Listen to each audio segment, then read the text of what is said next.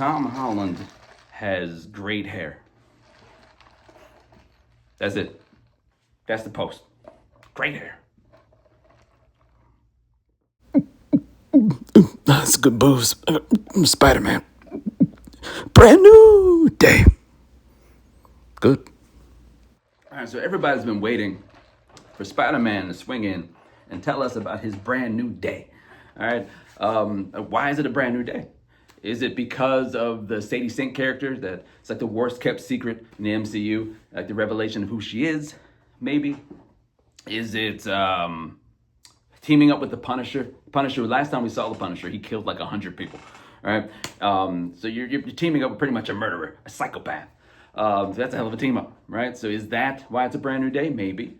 Is it because the character that I can't really talk about? She jumps in and out of people's minds. We saw it in the trailer, all right? So I'm not spoiling anything. Jumps in and out of people's minds, and it's pretty much mind rape if you think about it, right? So is this person who mind rapes like a third of New York? Is that why it's a brand new day? Because that's a brand new day. Let me tell you, if that happens to a city, I mean that's some group therapy that's needed. That's a brand new day. Maybe that's what it is. Maybe, people. There's a lot of things that a lot of boxes they're trying to check. All right. Going into this movie, you had the street level Spider-Man stuff. You've got Scorpion supposed to be in this movie. Tombstone supposed to be in this movie. You got the Hulk in the movie. You got Sadie Sink's character, whoever that is, in the movie. We saw the mind rape stuff. We saw that in the movie. We have all the big time fights like with the Hulk. You got the internal stuff, you know, nobody knows who Peter Parker is, that he's Spider-Man anymore. His friends don't know him. MJ doesn't know him. You got his body's changing. He gets those demon eyes. Something's going on with him.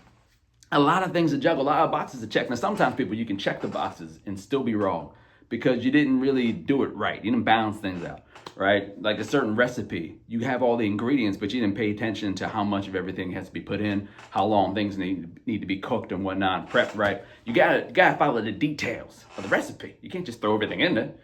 And people, they not only checked all the boxes, but they did it perfectly.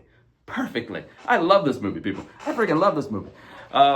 Everything was right. You had how it looks. This is the best looking Spider-Man ever.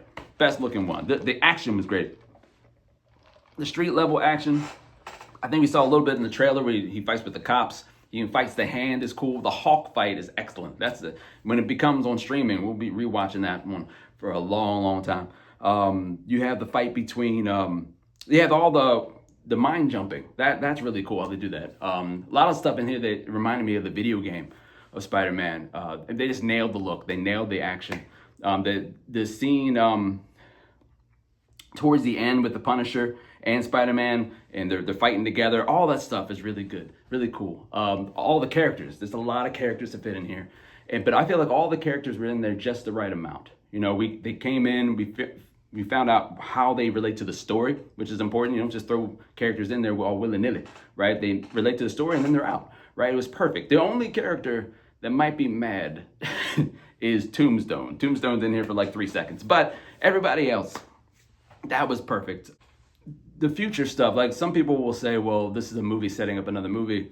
I heard a couple of people say that. For most people, I've heard high praise from, but a couple of people said it was setting other stuff up. Of course, it's setting other things up, right? Like a good story has a little bit of a tease in it, but this is its own thing, people. This is its own thing. It's kind of like you go to the grocery store with your kids or whatnot. You got a basket, you're throwing things in there, and they say, hey, can I get this? And you say like, next time, because you want to get them hyped about something else down the road. You know what I'm saying? I'll get you this next time. I'll get you this next year. You know what I'm saying? So it does set things up as well, which is really cool. And I think the drama, the most important part, people, the drama.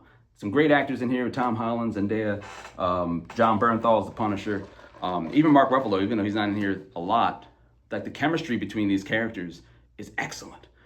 There's a couple of times where like you might need a box of tissues, people. Handful of times you get some really dramatic stuff going on. Peter Parker is facing it, all right? And the movie makes you feel that. The drama was just, I was blown away by the drama and the action, how it looked and how they fit all the characters in perfectly.